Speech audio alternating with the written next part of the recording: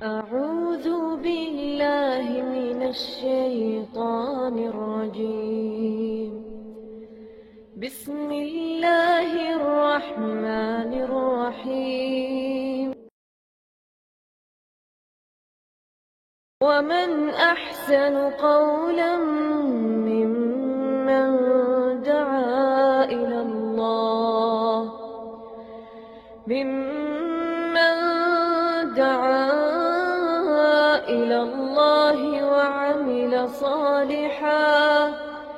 وعمل صالحا وقال إنني من المسلمين.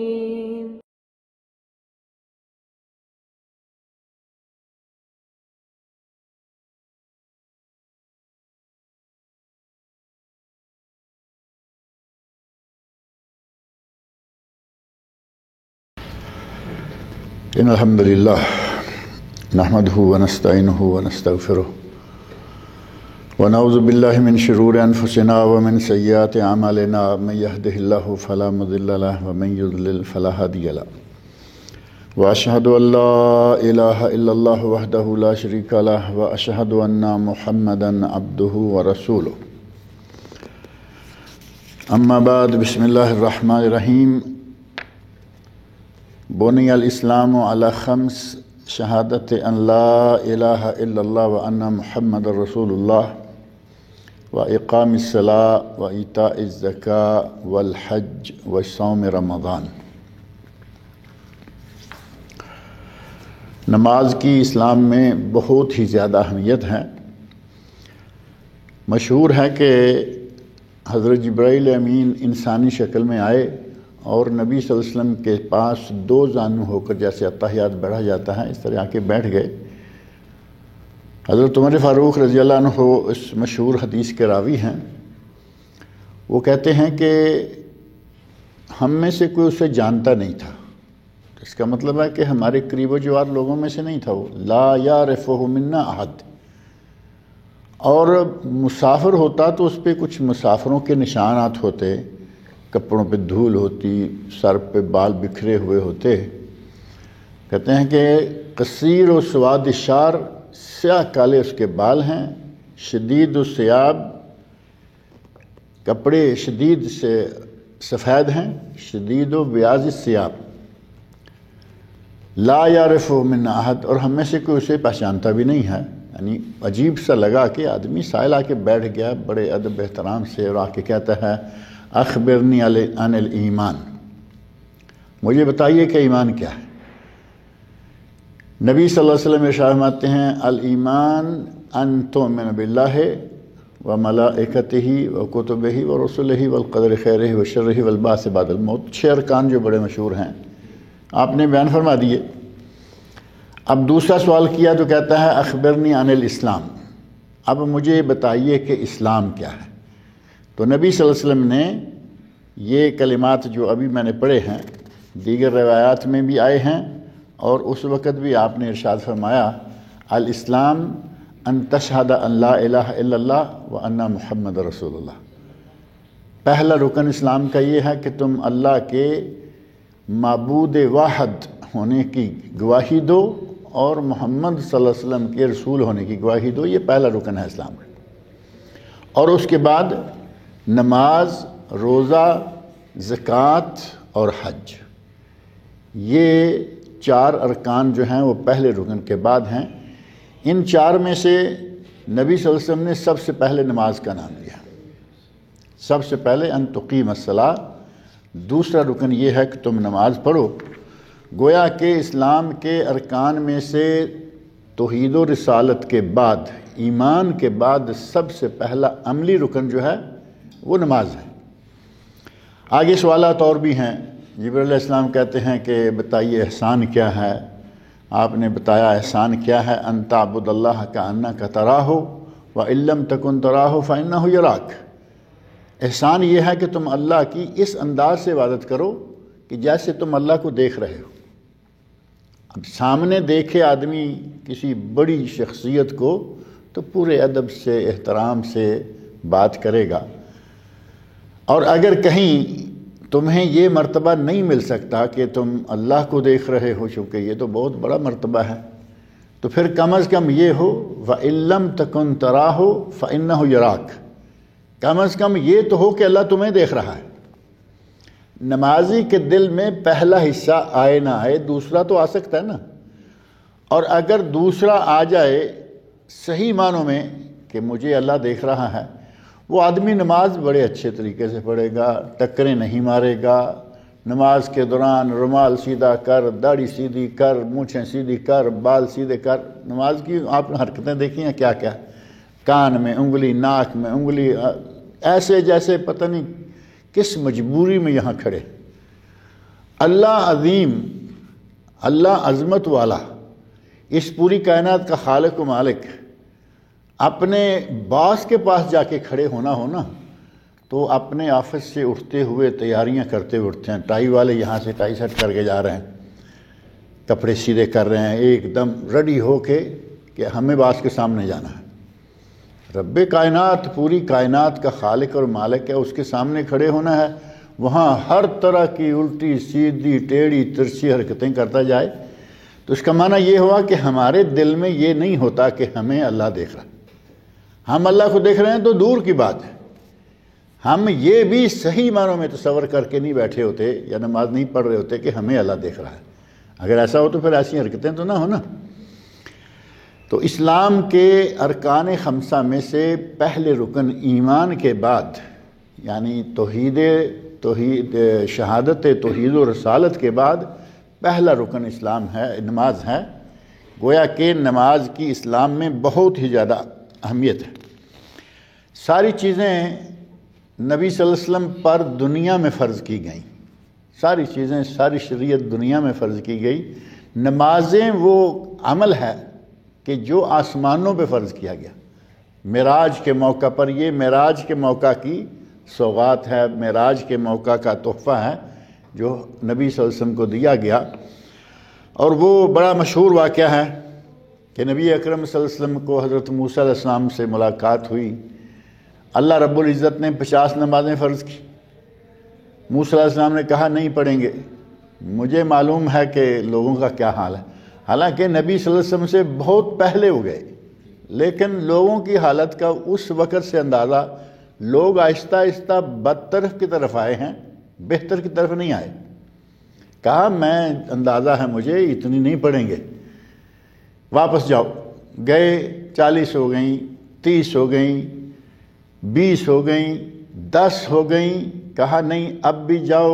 گئے، 5 ہو گئیں، کہا اب بھی جاؤ، کہا مجھے شرم آتی ہے۔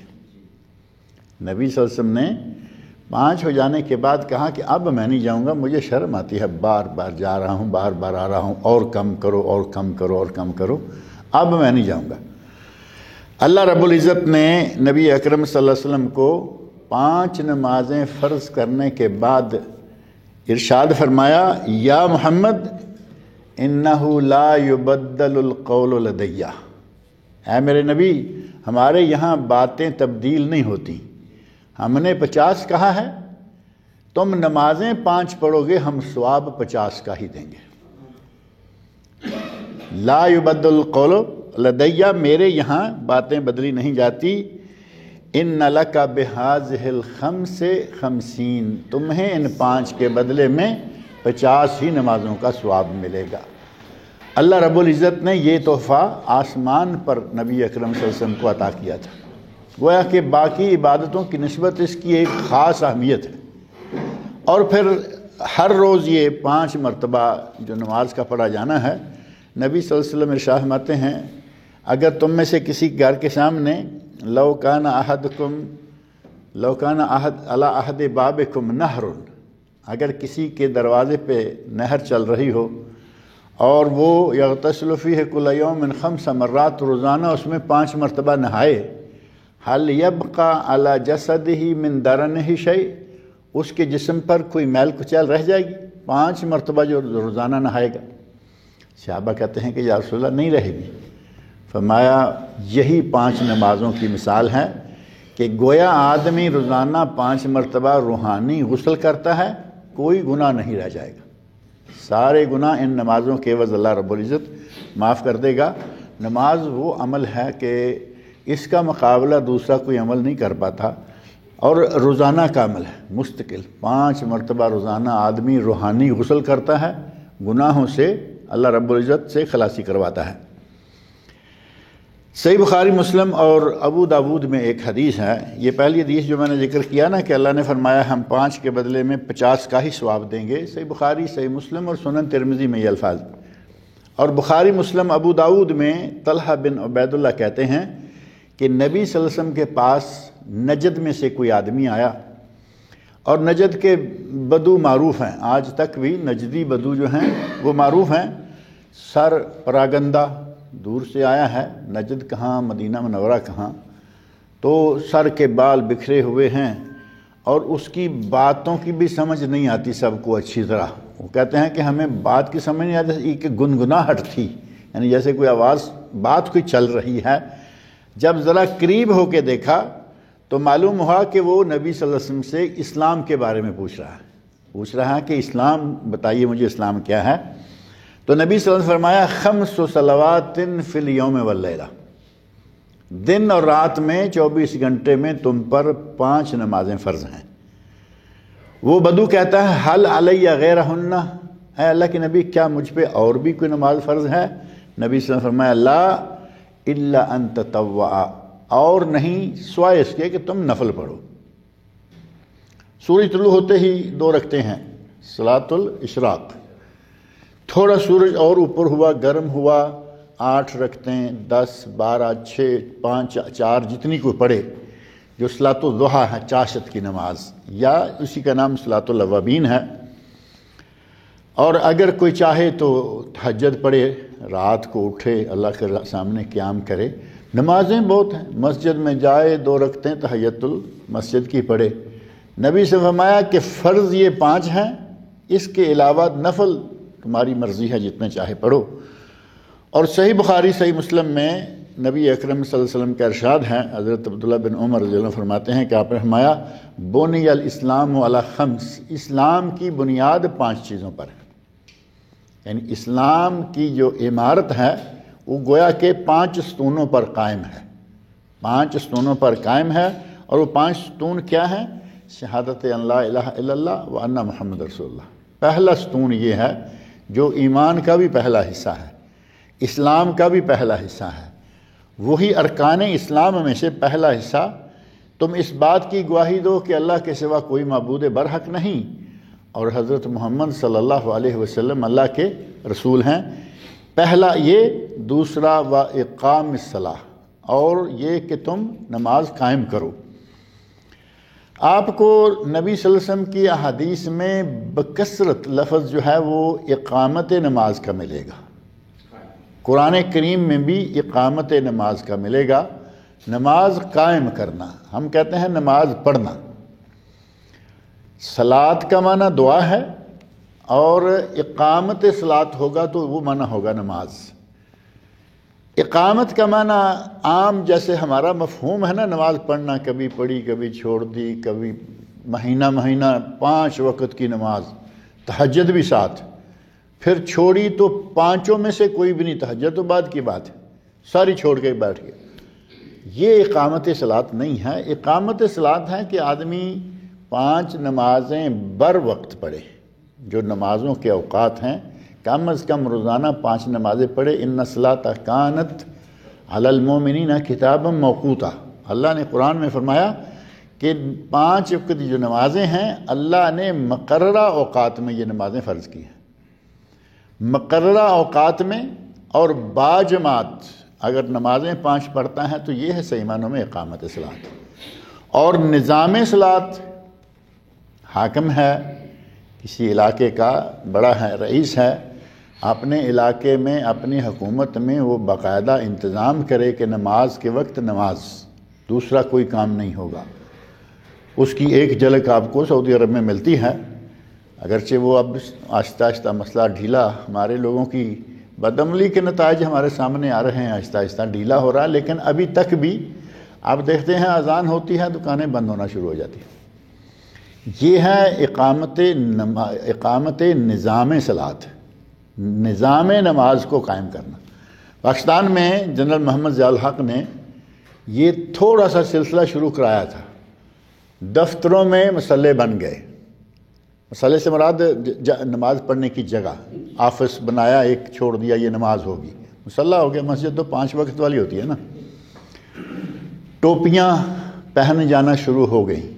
یہ ویسٹ کوٹ جس کو کہتے ہیں یہ آ گئی, پہلے نہیں تھی. پوری وہ شیروانی وہ آ گئی. اور مدیر اور وزیر اور یہ اور وہ لوگ سارے آہستہ آہستہ اسلامی لباس میں پینٹ کوٹ چھوڑ کر سلوار قمیض شیروانی میں آ گئے.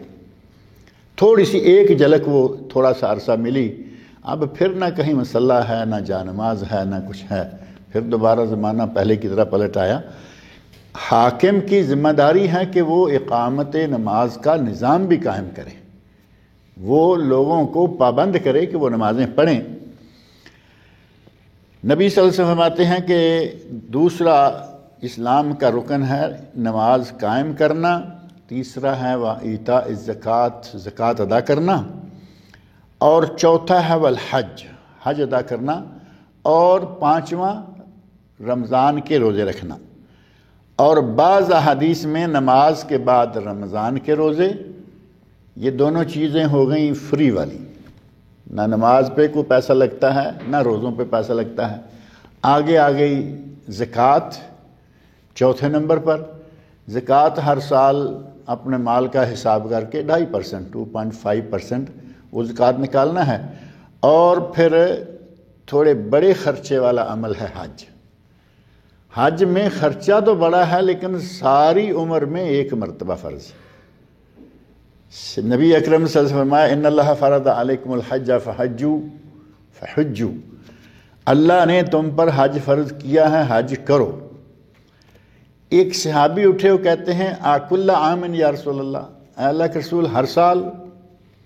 آپ خاموش رہے. آپ نے فرمایا ان اللہ فرض علیکم الحج فحجوا, اللہ نے حج فرض کیا ہے, حج کرو. وہ صحابی وہی الفاظ دہرائے. بالآخر نبی اکرم صلی اللہ علیہ وسلم نے فرمایا لو قلت نعم لوجبت ولما استطعتم, اگر میں کہہ دیتا ہاں ہر سال ہے تو حج ہر سال کرنا فرض ہو جاتا اور تم نہ کر پاتے. حج ہر سال فرض ہو جاتا تم نہ کر پاتے. ہمیں ایک مرتبہ پوری زندگی میں فرض ہے, اور آپ دیکھتے ہیں کتنی دنیا ہے کہ ان کو ساری زندگی میں بھی ایک مرتبہ کرنے کی دولت نصیب نہیں ہوتی. ایسے ہی بیچارے ساری عمر گزار جاتے ہیں. ابھی کل پرسوں کی بات ہے, ایک صاحب بتا رہے تھے کہ یہاں ایک آدمی ایک عرصہ رہ کے گیا سعودی عرب میں, اور اسے اتنی توفیق نہیں ہے کہ حج کرے, یہ توفیق بھی نہیں ملی کہ وہ عمرہ ہی کر لے. اب اگر ہر سال حج کرنا فرض ہو جاتا تو کرتے تھے. یہ نبی اکرم صلی اللہ علیہ وسلم فرمایا حج فرض ہے ایک مرتبہ. الحج مرہ, دوسری حدیث میں الحج مرہ فمن زاد فتطوع, اگر کوئی زیادہ مرتبہ کرے گا تو وہ نفل ہوگا, فرض ایک مرتبہ ہے. اگر اس پہ خرچہ زیادہ ہوتا ہے تو ساری عمر میں ایک مرتبہ اور بس, دوبارہ کرے نہ کرے اس کی مرضی. البتہ اگر اللہ رب العزت دولت دے, توفیق دے, تو 5 سال میں ایک مرتبہ حج کر لینا چاہیے. کئی لوگ ایک مرتبہ کر کے انہیں معلوم ہے کہ ساری زندگی میں ایک مرتبہ فرض ہے, بس فرض پورا ہو گیا الحمدللہ, جان چھوڑی. یہ بھی تھوڑی زیادتی ہے کہ جان چھوٹی ایک مرتبہ ہو گیا. جیسے کیسے اللہ نے دولت دی ہے, اللہ نے مال دیا ہے, اللہ نے آسائشیں دیں, فراوانی مال کی. اگر 5 سال, چلو 5 نہیں کچھ کم و بیش کر لو, لیکن ساری عمر میں ایک, کبھی کبھی یقین جانے کوئی ایسے کسی آدمی سے ملنے کے بعد موقع ملتا ہے, سوال پوچھ لیتا ہے بندہ, ہاں بھی حج کیا, ہاں جی کیا. کب کیا؟ 65 میں حج کیا, آتے ہی 65 میں حج کر لیا. اب 65 سے گنتی کرو کتنے سال بنتے, آدھی صدی ہو گئی ہے. ایک حج کر لیا ہے, دوبارہ موقع نہیں. کھاتے پیتے دولت مال سب ہیں لیکن دوبارہ نہیں. حالانکہ اللہ رب العزت نے فرمایا, حدیث قدسی جو ہوتی ہے وہ اللہ رب العزت کا فرمان ہوتا ہے, لیکن نبی صلی اللہ علیہ وسلم کی زبان مبارک سے, یعنی قرآن جو ہے یہ بھی وہی ہے اور حدیث قدسی بھی وہی ہوتی ہے, لیکن قرآن وہی جلی جس کی تلاوت کی جاتی ہے, حدیث ساری وہی خفی. یعنی تلاوت نہیں، لیکن یہ بات اللہ رب العزت کی ہوتی ہے، کلمات رسول اللہ صلی اللہ علیہ وسلم کی ہوتی ہے۔ نبی اکرم صلی اللہ علیہ وسلم ارشاد آتے ہیں کہ اللہ کہتا ہے۔ اب جس حدیث میں یہ الفاظ آ جائے نا، اللہ کہتا ہے، اس کا معنی یہ ہوا کہ یہ حدیث قدسی ہے، یعنی اللہ کا فرمان ہے۔ نبی صلی اللہ علیہ وسلم نے باقی حدیث کی طرح نہیں چھوڑا کہ ڈائریکٹ بیان کر دیں، بلکہ اسپیشل اللہ کے ریفرنس سے بات شروع کی۔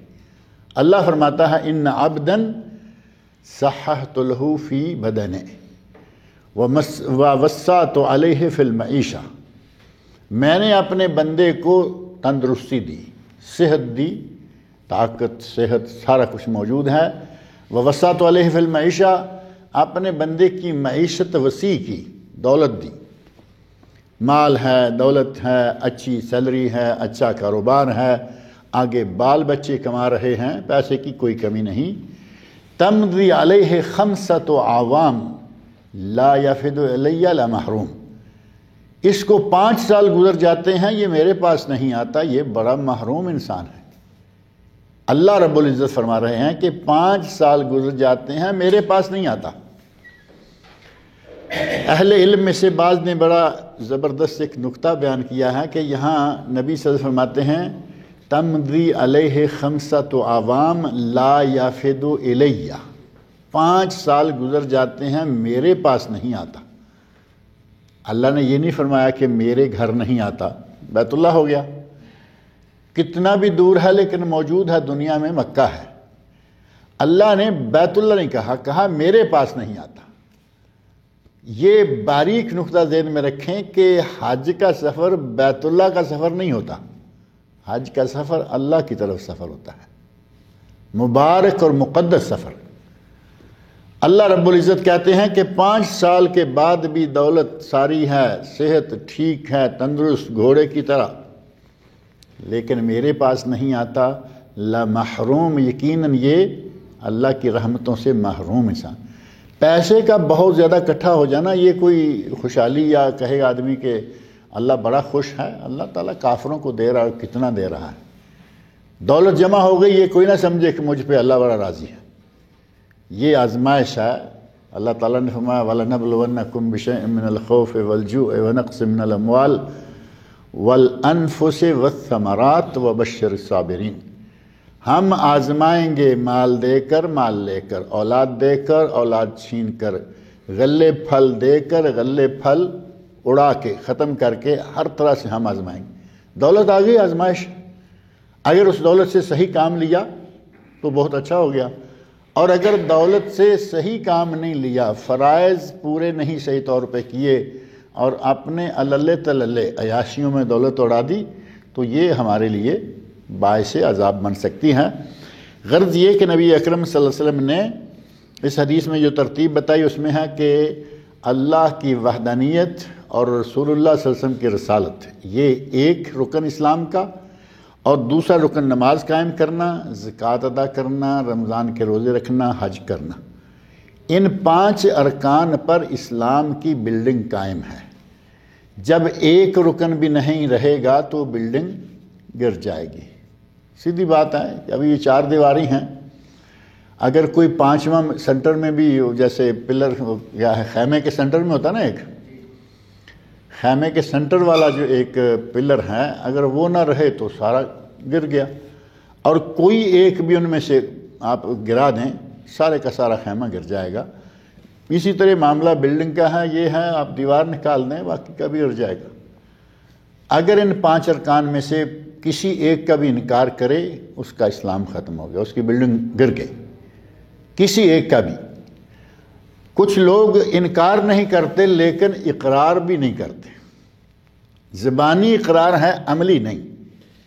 آپ مسلمان سے پوچھیں گے بھائی نماز پڑھتے ہو؟ نہیں۔ بڑے لوگ کھل کے فوراً کہیں نہیں نماز نہیں۔ کچھ لوگوں کو دیکھا کہ وہ کہتے ہیں نماز تھوڑی بہت پڑھتے ہیں وہ، لیکن وہ کہیں گے ہاں نہیں پڑھتے ہیں لیکن کبھی۔ آج ہمارے پاس کورٹ میں ایک آدمی آیا ہوا تھا، تو میں نے اس سے پوچھا، میں نے کہا کہ تمہارے اس کے لیے ریکمنڈیٹر چاہیے نیکسٹ ہیئرنگ میں۔ میں نے کہا تمہارے لیے آدمی آ کے یہ کہے کہ تم 5 وقت کے نمازی ہو، دیندار ہو، پرہیزگار ہو، شراب نہیں پیتے، ایسا آدمی اگر آ کے بتائے گا تم ایسے ہو تو تمہاری گواہی قبول کی جائے گی۔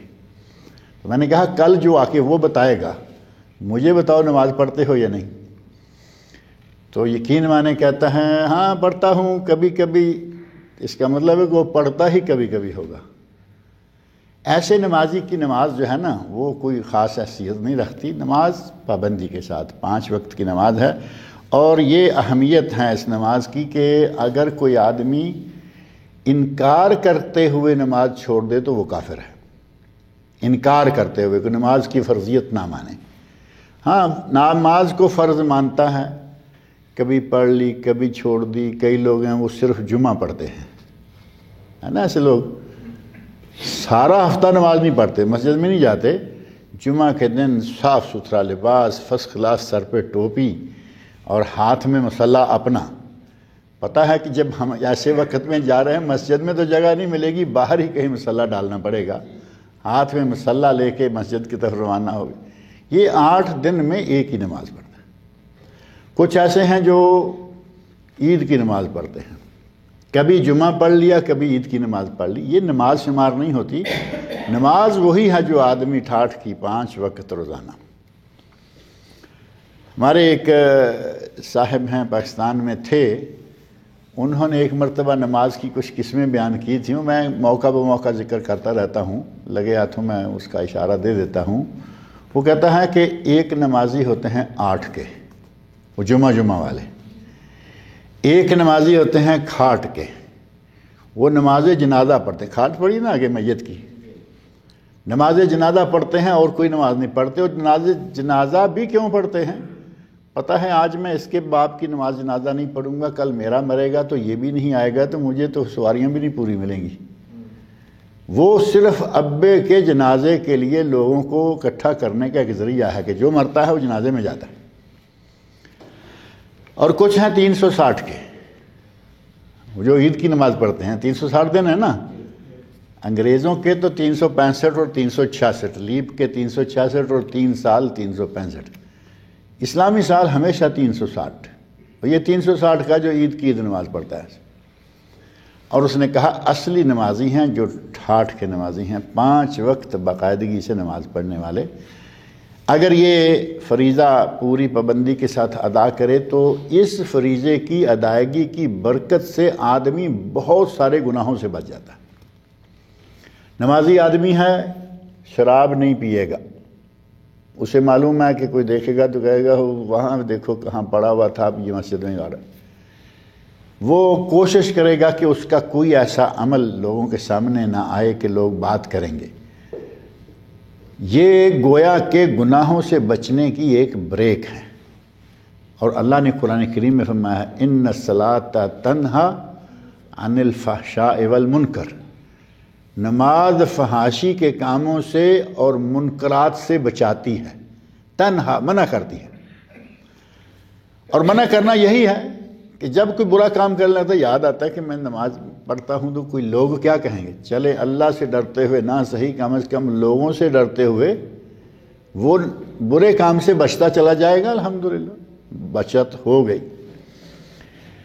ایک نوجوان کا واقعہ کہتے ہیں کہ وہ نماز پڑھتا تھا لیکن چوری بھی کرتا تھا، شکایت کی گئی کہ یہ تو چوری کرتا ہے اور نماز بھی پڑھتا ہے، کہا نہیں، اس کو نماز ایک نہ ایک دن روک دے گی، اور واقعی کچھ عرصہ گزرا کہ نماز نے اس کو چوری سے روک دیا۔ ایسے واقعات جو ہیں وہ موجود ہیں۔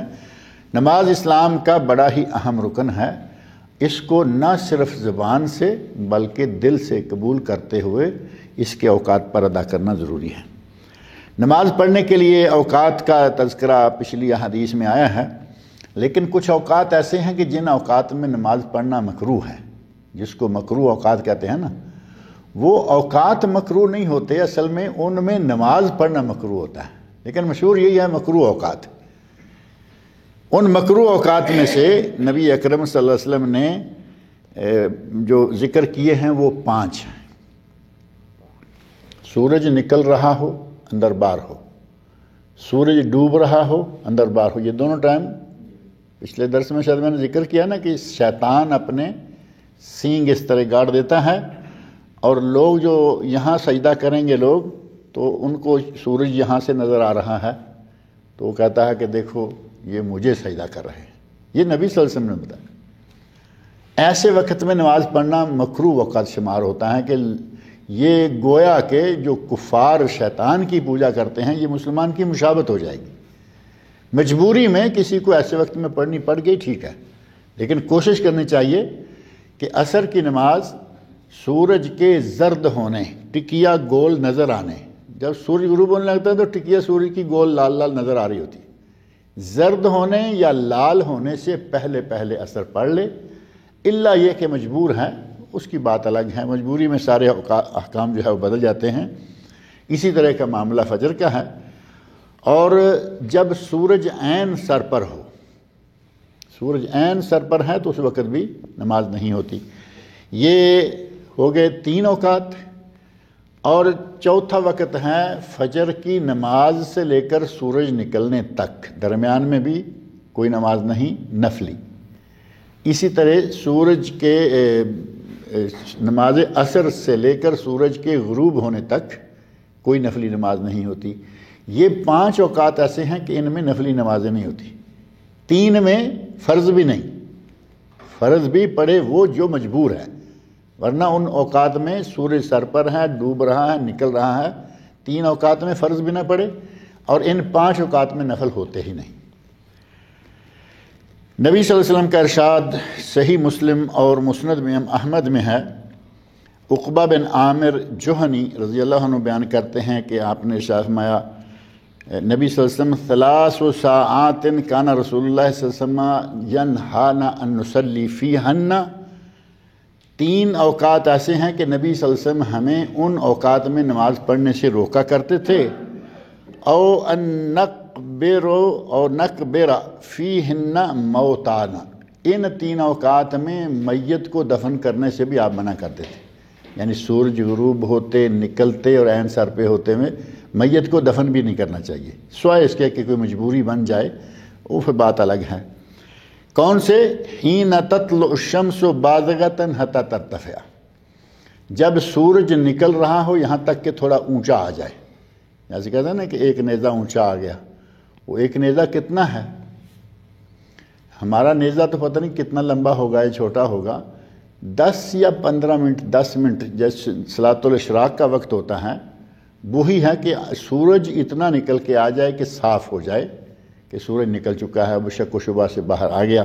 اس وقت حتی ترتفع، جب تک کہ سورج اوپر نہ آ جائے. وحین یقوم قائم الظہیرہ حتی تمیل الشمس، جب عین سورج سر پر ہو تب بھی نہیں، یہاں تک کہ سورج سر سے ڈھل جائے. یعنی ایک وقت پہ آ کے سایہ جو ہے وہ رک جاتا ہے، سر پہ عین آ گیا، اب نہ ادھر سایہ نہ ادھر سایہ. پھر جس وقت سایہ کسی طرف بڑھنا شروع ہو گیا، ظاہر ہے کہ ظہر کے بعد سایہ مشرق کی طرف بڑھے گا، سورج مغرب کی طرف جائے گا، نماز کا وقت شروع ہو گیا. قرآن کریم میں اللہ رب العزت نے اس کا ذکر کیا ہے، اقم الصلاۃ لدلوک الشمس الی غسق اللیل، جب سورج سر سے ڈھل جائے تو نماز قائم کرو ظہر، اور آگے باقی نمازیں جو شام کو آتی ہیں. وحین تضیف الشمس للغروب حتی تغرب، اور تیسرا وقت وہ ہے جب سورج غروب ہونے کے لیے تیار ہو جائے، یعنی اندر بات ہے کہ سورج اندر باہر ہے، اس وقت بھی نماز نہیں پڑھنی چاہیے. اسی طرح صحیح مسلم میں حضرت ابو امامہ رضی اللہ تعالی عنہ، ابو امامہ باہلی معروف صحابی ہیں، ان سے مروی ہے کہ عمر بن ابسہ السلمی رضی اللہ عنہ نے پوچھا، اے اللہ کے نبی مجھے کچھ ایسی باتیں بتائیے جن کی اللہ رب العزت نے آپ کو تعلیم دی ہے. یعنی نبی صلی اللہ علیہ وسلم نے، صحابی کہتا ہے کہ آپ مجھے وہ باتیں بتائیے جو اللہ نے آپ کو تعلیم دی ہیں اور میں نہیں جانتا. یعنی آپ کو تعلیم دی ہے، مجھے وہ معلوم نہیں، مجھے کچھ بتائیے. صاف کہا کہ مجھے نماز کے بارے میں کچھ بتائیے. تو نبی صلی اللہ علیہ وسلم نے ارشاد فرمایا صلی صلاۃ الصبح ثم اقصر عن الصلاۃ حتی تطلع الشمس حتی ترتفع. پہلے فرمایا فجر کی نماز پڑھو، پھر نماز پڑھنے سے رک جاؤ. یعنی فجر کی نماز پڑھنے کے بعد نفل، ٹائم تو گھنٹہ ہے نا تقریباً سورج نکلنے میں کم و بیش، اس میں کوئی نفل نہیں ہوگا جب تک کہ سورج نکل کر اونچا نہ ہو جائے. فَإِنَّهَا تَطْلُعُ حِينَ تَطْلُعُ بَيْنَ قَرْنَيْ شیطان، جب وہ نکلتا ہے تو شیطان کے سینگوں میں سے نکلتا ہے۔ وہ جو میں نے پہلے ذکر کیا نا، وہ حدیث یہی ہے کہ شیطان جو ہے وہ شام کے وقت اور صبح کے وقت اپنے سینگ دونوں ایسے گاڑتا ہے سورج کے سامنے آ کے، اور وہ سمجھتا ہے کہ اب جو لوگ سجدہ کر رہے ہیں وہ مجھے کر رہے ہیں، حالانکہ سورج ہے سامنے۔ وہ کہے گا کہ یہ میری عبادت۔ کفار چونکہ ایسا کرتے ہیں، لہذا نبی صلی اللہ علیہ وسلم نے فرمایا کہ ان کی مشابہت نہ ہو جائے۔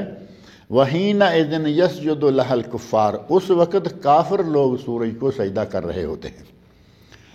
فرمایا پھر پڑھو نماز، فَإِنَّ الصَّلَاةَ مَشْهُودَةٌ مَحْظُورَةٌ، یعنی سورج ڈوب جائے یا سورج نکل آئے پھر نمازیں پڑھو۔ اور نماز ایسا عمل ہے کہ اس پر اللہ کے فرشتے حاضر ہوتے ہیں، نماز پڑھنے والے کے پاس اللہ کے فرشتے حاضر ہوتے ہیں۔ حتیٰ یستقل الظل بالرمح، اور پھر جب نماز ظہر کا وقت عین سر پہ سورج آ جائے، فرمایا اس وقت نماز سے رک جاؤ۔ فَإِنَّهُ حِينَئِذٍ تُشْجَرُ جَهَنَّمَ، عین سر پر جب سورج ہوتا ہے اس وقت نماز نہ پڑھو، اس وقت جہنم کو بھڑکایا جاتا ہے۔ آپ نے گرمی سردی کا ذکر نہیں کیا، مطلقاً جب سورج سر پہ ہوتا ہے اس وقت جہنم کو بھڑکایا جاتا ہے، تم نماز سے رک جاؤ۔ فَإِذَا أَقْبَلَ الْفَيْءُ فَصَلِّ، جب سورج سر سے ڈھل جائے تو پھر نماز پڑھو۔ فَإِنَّ الصَّلَاةَ مَشْهُودَةٌ مَحْظُورَةٌ، بے شک نماز جو ہے اس کے وقت فرشتے حاضر ہوتے ہیں، پہنچتے ہیں۔ حتیٰ تُصَلِّ الْعَصْرَ، پھر تم عصر پڑھو۔ ثُمَّ أَقْصِرْ عَنِ الصَّلَاةِ حَتَّىٰ تَغْرُبَ الشَّمْسُ، پھر عصر پڑھنے کے بعد سورج غروب ہونے تک نماز سے رک جاؤ۔ فَإِنَّهَا تَغْرُبُ بَيْنَ قَرْنَيْ شیطان، کیونکہ سورج شیطان کے سینگوں میں ڈوبتا ہے۔ صبح کے وقت شیطان کے سینگوں سے اگتا ہے اور شام کو شیطان کے سینگوں میں ڈوبتا ہے۔ یہ بات سمجھ میں آئی ہے نہیں؟ کیونکہ پچھلے ایک درس میں میں نے یہ بات تھوڑی تفصیل سے ذکر کی تھی کہ وہی شام کے وقت سورج نیچے چلا گیا، پہلے تو وہ یہ اپنی کارروائی کر نہیں سکتا، اس وقت چونکہ اب زمین کے قریب سورج پہنچا ہوا، ہمارے جو زمین کا آخری کنارہ ہوتا ہے، تو وہاں وہ ایسے جب اپنے دو سینگ رکھے گا، یہاں اس طرف سے مثلا لوگ نمازیں پڑھ رہے ہیں اور یہاں سورج ہے مثال کے طور پر، اب وہ جو نماز پڑھ رہے ہیں وہ ایسے لگے گا نا جیسے کہ سورج کو تو ڈوبتا دیکھ رہے ہیں یا نہیں، لیکن اس کے سینگوں کے درمیان سے سورج نظر آ رہا ہے۔ وہ اپنی شیخی مارنے لگتا ہے کہ یہ لوگ میری بات کرتے ہیں، جبکہ کفار اس وقت سجدہ کرتے ہیں سورج کو ڈوبتے ہوئے اور اگتے ہوئے۔ میرا خیال ہے یہ تو ہمارے ہندوستان کے ہندوؤں میں بھی ہے نا، کوئی سورج کے طلوع ہوتے وقت وہ بھی کچھ کاروائیاں کرتے ہیں۔ ہاں وہی نا، کیا سورج کو کیا کہتے ہیں اس کو، ہاں سوریہ نمسکار یا کچھ ایسا کام وہ بھی کرتے ہیں۔ تو اس کا مطلب یہ ہوا کہ نبی اکرم صلی اللہ علیہ وسلم نے کب بتا رکھا ہے کہ اس طرح کی کاروائیاں کافر کرتے ہیں، شیطان پھر اپنی کارروائی کر دیتا ہے، وہ سین گاڑتا ہے، کہتا ہے کہ یہ میری عبادت کر رہے ہیں۔ فرمایا کہ جب تک سورج غروب نہ ہو جائے پھر تم نماز سے رک جاؤ۔ فَإِنَّهَا تَغْرُبُ بَيْنَ قَرْنَيْ شَیطان وَحِينَئِذٍ يَسْجُدُ لَهَا الْكُفَّارُ، اور اس وقت اسے کافر سجدہ کرتے ہیں۔ صحیح بخاری اور صحیح مسلم میں حضرت ابو سعید خدری رضی اللہ عنہ سے روایت ہے، کہتے ہیں کہ میں نے رسول اللہ صلی اللہ علیہ وسلم کو یہ فرماتے ہوئے سنا، لا صلاۃ بعد الفجر حتی ترتفع الشمس، فجر کے بعد کوئی نماز نہیں جب تک کہ سورج طلوع نہ ہو جائے۔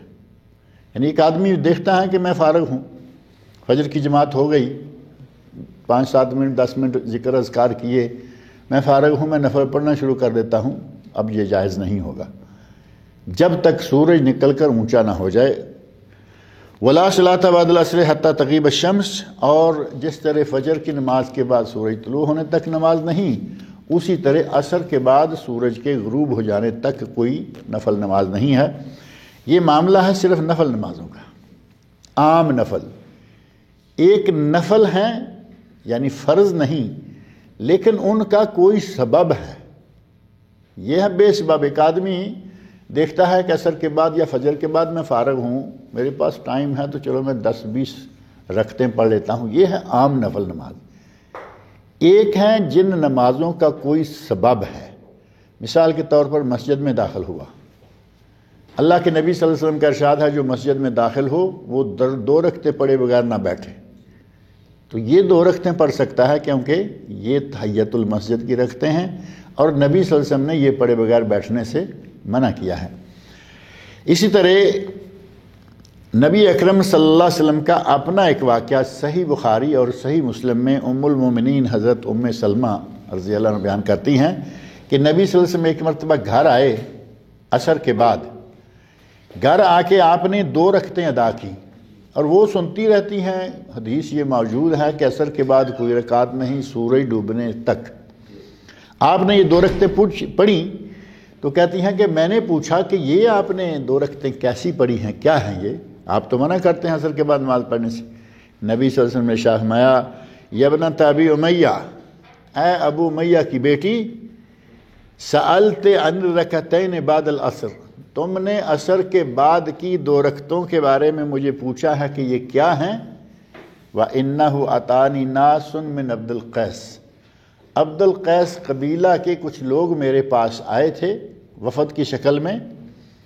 فَشَغَلُونِي عَنِ الرَّكَعَتَيْنِ اللَّتَيْنِ بَعْدَ الظُّهْرِ, تو ظہر کے بعد جو 2 رکعتیں ہیں انہوں نے مجھے ان سے مشغول کر دیا. سلام پھیری اور آ کے بات شروع کر دی, بات لمبی ہو گئی, چلتے چلتے عصر کی نماز آ گئی تو میں عصر پڑھ کے گھر آ گیا ہوں اور وہ 2 رکعتیں رہتی تھیں وہ میں نے اب آ کے پڑھی ہیں. فہما ہاتان, یہ جو میں نے 2 رکعتیں پڑھی ہیں یہ وہی ہیں جو کہ ظہر کے بعد والی ہیں. تو اس کا معنی یہ ہوا کہ اگر ظہر کی آخری 2 رکعتیں رہ جائیں کسی وجہ سے, جیسے نبی صلی اللہ علیہ وسلم کی رہ گئی, ہمیں بھی کوئی ایسا واقعہ پیش آ سکتا ہے, اگر رہ جائیں تو وہ 2 رکعتیں عصر کے بعد بھی پڑھی جا سکتی ہیں. اس سے دوسری اہم چیز یہ معلوم ہوئی کہ ظہر کے بعد والی 2 رکعتیں اتنی اہم ہیں کہ عام سنتوں کی طرح نہیں, عام سنتوں کی طرح نہیں بلکہ نبی صلی اللہ علیہ وسلم نے ان کی قضا بھی کی ہے. جس نماز کی قضا کی جاتی ہے وہ بہت اہم ہوتی ہے. فجر کی 2 سنتوں کی قضا ثابت ہے کہ آپ نے سورج نکلنے کے بعد فجر کی ایک نماز پڑھی, وہ واقعہ تفصیلی موجود ہے, اور اس میں آپ نے باقاعدہ اذان کہلوائی, سنتیں پڑھیں, جماعت کرائی, یعنی سورج نکلنے کے بعد بھی سنتیں پڑھیں. اسی طرح یہ 2 سنتیں جو ہیں ظہر کی آخری, پہلی نہیں. لگتا ہے کہ پہلی میں کچھ گنجائش ہے, اگر آیا جماعت میں پہنچا اور نہیں پڑھ سکا تو کم از کم پیچھے والی 2 رکعتیں پڑھے, پہلے والی اگر نہیں پڑھ سکا تو کوئی بات نہیں. اور زیادہ بہتر افضل شکل یہ ہے کہ پہلے بعد والی 2 رکعتیں پڑھے اور اس کے بعد اٹھ کے پہلے والی 4 یا 2 رکعتیں پڑھ کے نماز ظہر کو مکمل کرے. اور صحیح بخاری اسی طرح صحیح مسلم میں ایک حدیث ہے جس میں حضرت بلال رضی اللہ عنہ کا واقعہ ہے. نبی اکرم صلی اللہ علیہ وسلم میں فرماتے ہیں, اے بلال, یا بلال حدثنی بارجع عمل عملتہ فی الاسلام, اے بلال مجھے تم اپنا وہ عمل بتاؤ جس کی تمہیں سب سے زیادہ امید ہے کہ اس نے آپ کو بڑا نفع دیا, ثواب دیا. فإنی سمعت دفن علیک بین یدی فی الجنہ, میں نے جنت میں تمہارے قدموں کی آہٹ اپنے آگے آگے سنی ہے. یعنی میں جنت میں گیا اور میرے آگے کسی کے چلنے کی آواز ہوتی ہے نا تھوڑی بہت, ننگے پاؤں بھی آدمی چل رہا ہو تو کچھ آواز ہوتی, آہٹ ہوتی ہے. آپ فرماتے ہیں کہ میں جنت میں گیا, مجھے کسی کے چلنے کی آواز آئی کہ کوئی آگے میرے چل رہا ہے. میں نے پوچھا جبرائیل امین سے کہ یہ کس کی آواز ہے, تو مجھے بتایا گیا کہ اے اللہ کے رسول یہ آپ کے غلام بلال زمین پر چل رہے ہیں, بلال زمین پر چل رہے ہیں, قدموں کی آہٹ جنت میں آ رہی ہے. سیدھا سیدھا دنیا میں ہوتے ہوئے جنت کی بشارت ہے یا نہیں؟ اور یہ میری آپ کی بات نہیں, رسول اللہ صلی اللہ علیہ وسلم کہہ رہے ہیں. اور پھر آپ نے اس خاص وجہ سے کہ میرے آگے ان کے قدموں کی آہٹ آ رہی تھی پوچھا کہ کیا کرتے ہو, کون سا ایسا عمل ہے جس کی وجہ سے تمہیں اللہ نے یہ اتنا بڑا مقام عطا کیا ہے. تو حضرت بلال رضی اللہ کہتے ہیں یا رسول اللہ ما عملت عملا ارجع عندی, اے اللہ کے نبی کوئی ایسا بڑا عمل تو مجھے نہیں لگتا کہ جو مجھے یہ مقام دے سکے. سوائے اس کے انی لم اتطہر طہورا فی ساعت لیل او نہار الا صلیت بذلک الطہور ما کتب لی ان اصلی، سوائے اس کے کہ میں دن میں یا رات میں جب بھی میں وضو کرتا ہوں، طہارت کرتا ہوں، تو میں 2 رکعتیں ضرور پڑھتا ہوں، نماز ضرور پڑھتا ہوں، یعنی کم از کم 2 رکعتیں نماز ہوتی ہے، کبھی بھی وضو کروں 2 رکعتیں پڑھتا ہوں۔ اور بعض دیگر روایات سے پتہ چلتا ہے کہ وہ کہتے ہیں کہ میں جب میرا وضو ٹوٹتا ہے تو میں وضو کر لیتا ہوں، اور جب وضو کرتا ہوں میں 2 رکعتیں ضرور پڑھ لیتا ہوں۔ اس عمل کے تائید نبی اکرم صلی اللہ علیہ وسلم نے اس دوسری حدیث میں خود فرمائی کہ تمہیں یہ مقام جو اللہ نے دیا ہے یہ اسی وجہ سے۔ تو یہ بھی جب وضو کرتا ہوں، اب یہاں یہ تو نہیں ہے نا کہ میں مغرب کے عصر کے بعد وضو ہی نہیں کرتا، فجر کے بعد میں وضو نہیں کرتا، جب بھی وضو کرتا ہوں 2 رکعتیں، یہ ہے تحیۃ الوضو۔ تحیۃ الوضو 24 گھنٹے میں جب بھی آپ وضو کریں 2 رکعتیں پڑھنا چاہیں آپ کو اجازت ہے، وہ مکروہ اوقات ہوں یا جائز اوقات ہوں۔ عصر کے بعد وضو کریں پڑھ لیں 2 رکعتیں، فجر کے بعد وضو کریں پڑھ لیں 2 رکعتیں، کیونکہ یہ عام نفلی نماز نہیں ہے۔ اس حدیث سے یہ بھی معلوم ہوا کہ تحیۃ الوضو بھی پڑھ سکتے ہیں، جیسا کہ دوسری حدیث میں ہے کہ تحیۃ المسجد بھی پڑھ سکتے ہیں۔ تیسری حدیث میں ذکر کیا گیا کہ ظہر کی رکعتیں اگر رہ گئی ہوں آخری 2 تو وہ بھی عصر کے بعد پڑھ سکتے ہیں، یعنی کسی نماز کا سبب ہو تو وہ نماز پڑھی جا سکتی ہے۔ اسی طرح اگر کسی کو نماز بھول گئی تو جس وقت اس کو یاد آ جائے، یعنی ظہر کی نماز بھول گئی تھی، عصر پڑھ لی، بعد میں تھوڑی دیر کے بعد یاد آیا کہ میں نے تو ظہر نہیں پڑھی تھی تو میں عصر پڑھ کے آ گیا ہوں، اب وہ مغرب ہونے کا انتظار نہیں کرے گا، اسی وقت وہ ظہر کی نماز ادا کرے۔ ایک آدمی سویا ہوا تھا، سوتے میں نماز کا وقت نکل گیا، اب مکروہ اوقات جو ہیں ان میں سے کوئی وقت شروع ہو گیا، وہ جب اٹھے وہ اٹھ کے فوری طور پر نماز پڑھ لے، اس کی نماز کا وہی وقت ہے۔ یعنی مثال کے طور پر ابھی 3 اوقات جن کا کہا گیا کہ سورج جب عین سر پر ہو نہ پڑھو، ڈوب رہا ہو نہ پڑھو، اگ رہا ہو نہ پڑھو، فجر کے بعد سے سورج نکلنے تک نہ پڑھو، عصر سے لے کر مغرب تک نہ پڑھو۔ اگر کسی کی نماز فرض رہتی ہے جب یاد آئے اسی وقت پڑھ لے، اس کو منع نہیں ہے۔ اس سلسلہ میں صحیح مسلم میں حضرت انس بن مالک رضی اللہ عنہ سے مروی ہے، نبی صلی اللہ علیہ وسلم ارشاد فرماتے ہیں من نسی صلاۃ او نام عنہا، جسے کوئی نماز بھول گئی یا کسی نماز سے وہ سویا رہ گیا، فکفارتها ان یصلیها اذا ذکرها، تو اس کا کفارہ یہ ہے کہ بھولا ہوا جب یاد آ جائے نماز پڑھے، کفارہ ہو گیا، سویا ہوا جب بیدار ہو جائے نماز پڑھے، کفارہ ہو گیا۔ اب سوئے ہوئے کے لیے بڑی رعایت ہے، سویا ہوا ہے تو جب اٹھے گا نماز پڑھ لے۔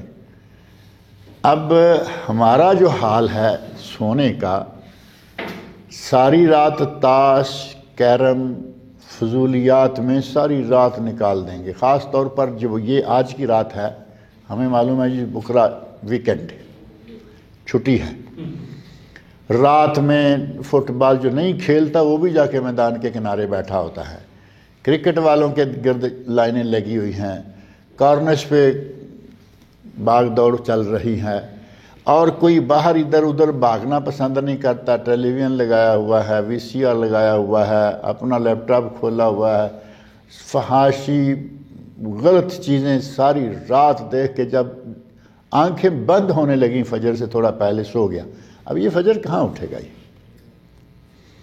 اس کی نماز اٹھنے کے بعد پڑھے گا تو یہ نیند کے غلبے سے نہیں رہی، یہ تو اس کی اپنی ذہنی آوارگی کی غلط ہے۔ آدمی نماز کے لیے اٹھنے کا پورا انتظام کرے، جلدی سوئے، ٹائم پیس میں ریمائنڈر لگا کے رکھ لے، الارم لگا لے، موبائل میں آج کل ہر چیز میں یہ چیزیں موجود ہیں، اور پھر کبھی ایسا ہوتا ہے کہ نیند کے غلبے میں پاس ٹائم پیس رکھا تھا، نیند کے غلبے میں اس کو بند کر دیا کہ اٹھتا ہوں اور پھر سو گیا، یہ تو مان لیا کہ سو گیا۔ موبائل میں ریمائنڈر لگایا ہوا تھا نماز کے وقت کا، اور اسی طرح نیند کے غلبے میں اس کو بند کیا کہ میں اٹھتا ہوں، شیطان نے پھر کہا کہ ابھی ٹائم ہے تھوڑا، اب وہ ٹائم لمبا ہو گیا، اس کو تو مان لیتے ہیں کہ یہ سویا ہوا تھا۔ ایک آدمی جان بوجھ کے وہ حالات پیدا کرتا ہے کہ نماز کے وقت اٹھ نہ سکے، وہ سویا ہوا کہاں ہے؟ یہ تو وہ شخص ہے جو جان بوجھ کے نماز کو ضائع کرنا ہے۔ یہ اب اٹھیں گے کب؟ جمعے کے بالکل قریب جا کے، جمعے کے قریب جا کے، اور جیسے میں نے پہلے ذکر کیا نا، نہا دھو کے اچھے صاف ستھرے کپڑے پہن کے اپنا مصلی ساتھ لیں گے اور مسجد کے پاس جا پہنچیں گے جمعہ پڑھنے کے لیے، اور فجر ان کی نکل چکی ہے۔ اس طرح کے آدمی کو نہ آپ بھولا ہوا کہہ سکتے ہیں نہ سویا ہوا کہہ سکتے ہیں، یہ آدمی جان بوجھ کر نماز کو ضائع کرنے والوں میں شمار ہوتا ہے۔ تحیۃ المسجد کے بارے میں صحیح بخاری اور صحیح مسلم میں حضرت ابو قتادہ سلمی رضی اللہ تعالی عنہ سے مروی ہے کہ نبی صلی اللہ علیہ وسلم نے ارشاد فرمایا، اذا دخل احدکم المسجد فلیرکع رکعتین قبل ان یجلس، جب بھی تم میں سے کوئی مسجد میں آئے، آپ نے کوئی ٹائم نہیں بتایا نا، حدیث میں صاف الفاظ ہیں، اذا دخل احدکم المسجد، جب تم میں سے کوئی مسجد میں آئے، صبح آئے، شام آئے، فجر کے بعد آئے، عصر کے بعد آئے، جب بھی وہ آئے گا فلیرکع رکعتین قبل ان یجلس، بیٹھنے سے پہلے وہ 2 رکعتیں پڑھ لیں۔ یہ 2 رکعتیں ہیں تحیۃ المسجد کی، اور یہ 24 گھنٹے میں جب بھی مسجد میں جائے گا یہ پڑھنا جائز ہے۔ اس کو بعض اہل علم نے کہا کہ یہ واجب ہیں، یعنی یہ 2 رکعتیں واجب ہیں تحیۃ المسجد کی، یہ پڑھے بغیر بیٹھے گا تو گنہگار ہوگا۔ ان 5 اوقات میں سے کسی سبب کے بغیر عام نفل نماز پڑھنا کسی میں بھی جائز نہیں ہے۔ اگر سبب ہے، یعنی مسجد میں داخل ہوا، ایک سبب ہے، اس نے وضو کیا، ایک سبب ہے، نماز سے سویا رہ گیا، ایک سبب ہے، نماز بھول گئی، ایک سبب ہے، اور سنتیں ظہر کی یا فجر کی رہ گئی تھی، وہ پڑھ سکتا ہے۔ فجر کی سنتیں پڑھنے کی بھی گنجائش ہے فجر کے بعد۔ ہمارے یہاں پاک و ہند کے لوگوں میں خاص طور پر یہ بڑا مسئلہ ہی بنا ہوا ہے کہ باغ دوڑ کر کے مسجد میں پہنچ گئے، جماعت کھڑی ہے، اب دیکھیں گے کہ کہاں پلر ہے، اس کے پیچھے میں چھپ کے نماز پڑھ لیتا۔ اب مسجد میں آگے ہو، اب پلر کیا اور مسجد کیا، تمہارے سامنے ساری مسجد کھلی ہے، امام قرات کر رہا ہے، اب 2 سنتیں یہ الگ سے اکیلے پڑھیں گے، جبکہ نبی صلی اللہ علیہ وسلم کا ارشاد ہے، اور آگے وہ ارشاد بھی قریب آ گیا، اذا اقیمت الصلاۃ فلا صلاۃ الا المکتوبہ۔ یہ صحیح مسلم کی حدیث ہے کہ جب اقامت ہو جائے، جماعت کھڑی ہے، اب کوئی نماز نہیں ہوگی سوائے اس فرض کے جس کی جماعت کھڑی ہوئی۔ سنتے پڑھنے کا فائدہ کیا ہوا؟ جب وہ ہوں گی نہیں، پڑھنے کا کوئی فائدہ نہیں۔ فرضوں میں سے بھی وقت ضائع کیا، 1 رکعت نکل گئی، نہیں نکلی تو کتنی لمبی قرات نکل گئی، کیونکہ ظاہر ہے کہ بڑی بھی تیز سے پڑھے گا تو 2 رکعتوں میں 1 منٹ تو لگ جائے گا نا۔ آرام سے پڑھیں تو 2 منٹ چاہیے، 2.5 منٹ چاہیے، 3 منٹ چاہیے، لیکن ٹھیک ہے اگر اس نے اپنی پوری فل سپیڈ سے رن تھرو نماز پڑھ لی تب بھی 1 منٹ تو کم از کم گیا۔ اس 1 منٹ میں امام نے کتنا قرآن پڑھا ہے، 1 رکعت بھی ہو سکتا ہے کہ وہ نکل جائے۔ اور ہمارے علماء میں سے اللہ تعالیٰ ان کو ہدایت دے، نبی صلی اللہ علیہ وسلم کی حدیث موجود ہیں کہ فرضوں کے بعد اٹھ کے سنتیں پڑھ لیں، فجر کی سنتیں فرضوں کے بعد پڑھ سکتے ہیں۔ 1 2 3 4 احادیث موجود ہیں، نبی صلی اللہ علیہ وسلم کے سامنے صحابہ نے وہ 2 رکعتیں پڑھی، آپ نے منع نہیں فرمایا۔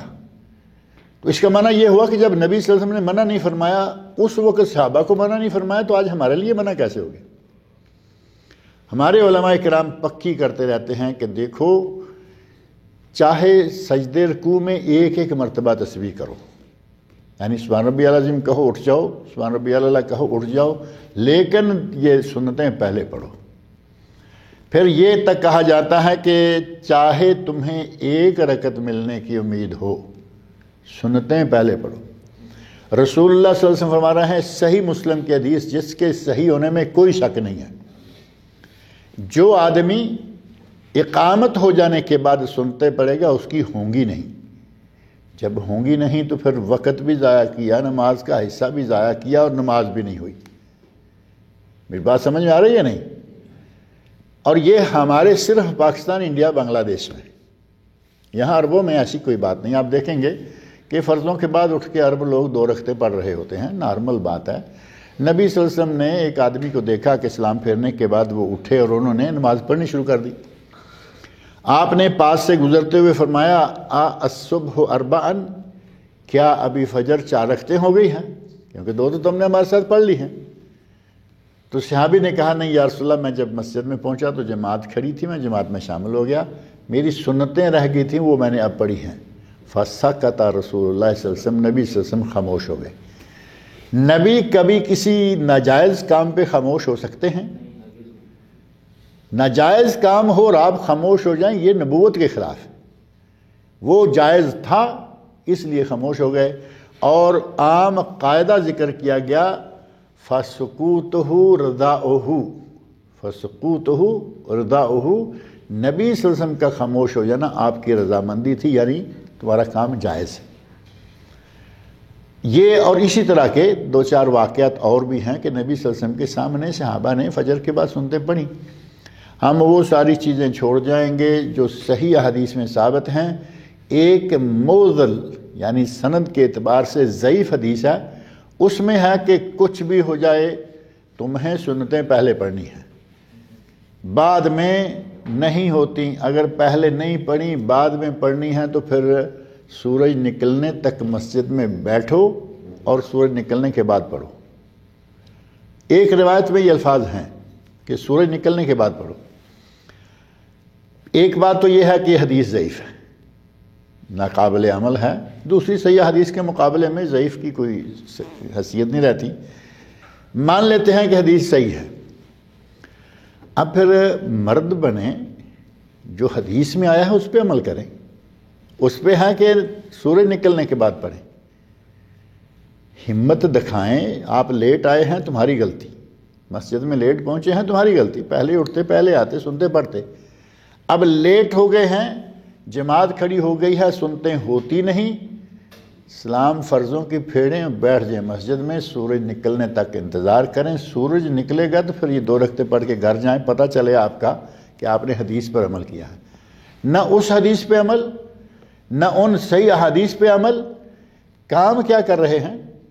چور دروازے کے ذریعے مسجد میں داخل ہو رہے ہیں، امام جماعت کرا رہا ہے اور یہ سنتے پڑھ رہے ہیں۔ چور دروازہ ہے یا نہیں ہے؟